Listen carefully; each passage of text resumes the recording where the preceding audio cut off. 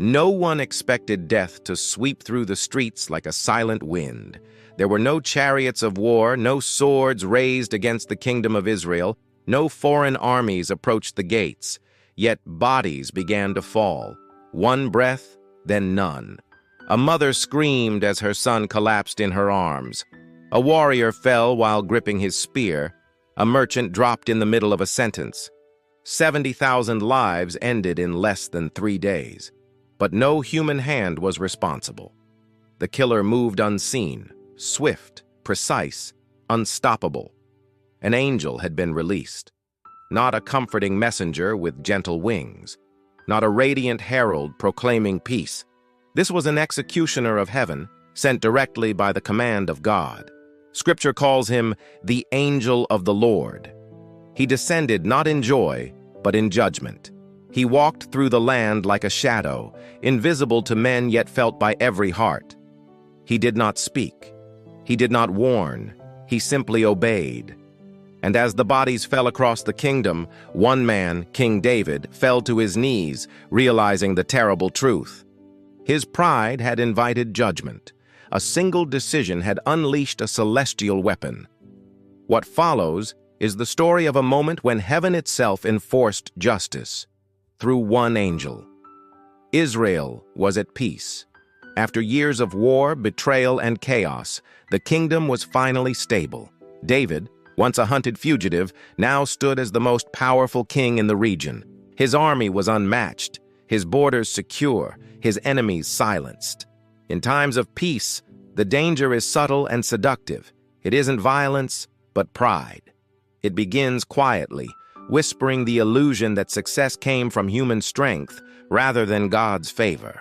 And pride slipped into David's heart like a serpent. Against the counsel of his commander Joab, against the instruction of God, David ordered a census, a count of the fighting men. It was more than a simple inventory.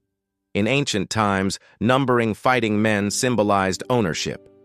David was declaring, without saying it aloud, "Their strength belongs to me. The kingdom thrives because of my power." God saw what David did not.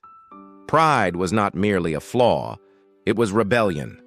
The same seed that corrupted Lucifer now stirred in a man after God's own heart.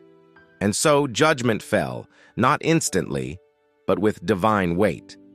A prophet named Gad delivered God's terrifying message: 3 choices of punishment, 3 years of famine, 3 months of fleeing from enemies, or 3 days under the sword of the Lord. David trembled. Only one choice allowed room for mercy. He chose the sword of God. He did not know an angel had already been dispatched. The angel did not descend gently. He tore through the skies in blazing wrath. The radiance of judgment wrapped around him like fire. His wings blotted out the morning light. His presence vibrated through the air like a violent storm. No one saw him, but everyone felt him. A crushing stillness spread over Israel, a suffocating awareness of something holy and dreadful moving among them. The angel stepped across the land. Every footfall was death. Jerusalem awoke to the sound of screams. Families found loved ones still and cold. Workers collapsed in fields. Soldiers fell beside their weapons. Panic overtook the nation. No one understood what was happening. David, stricken with grief, fell before God and cried out, "I alone have sinned.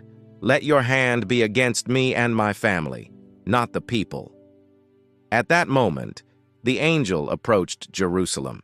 Standing over the threshing floor of Araunah, he lifted a sword. One scripture says stretched out over the city. Imagine the sight. An angel towering above the skyline, sword blazing with the wrath of God, ready to eradicate the capital in a single stroke. Then something happened that froze time. God spoke. Enough. The sword lowered. The angel stopped. And the most chilling words ever recorded in Scripture were spoken. Not by David, not by a prophet, but to the angel. "It is enough. Now stay your hand." Even the executioner of heaven obeys when God speaks. David, trembling, approached Araunah to build an altar. The wind whipped around him. Dust spiraled at his feet. The angel stood above, silent, terrifying, waiting. David offered sacrifice. Fire fell from heaven and consumed the offering. In that moment, the plague stopped. The angel vanished. 70,000 lives were gone, but Jerusalem was spared. Why? Because judgment is real, but so is mercy.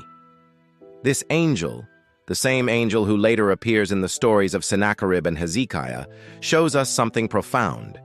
God is slow to anger, but when he acts, his judgment moves with terrifying precision.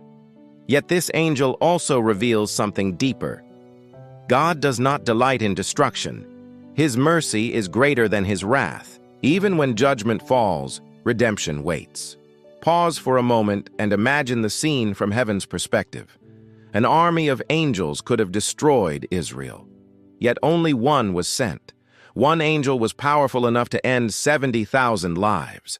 One angel could have wiped out the entire nation if God allowed it. We tend to picture angels as gentle beings, robed, soft, serene. But Scripture paints a different reality.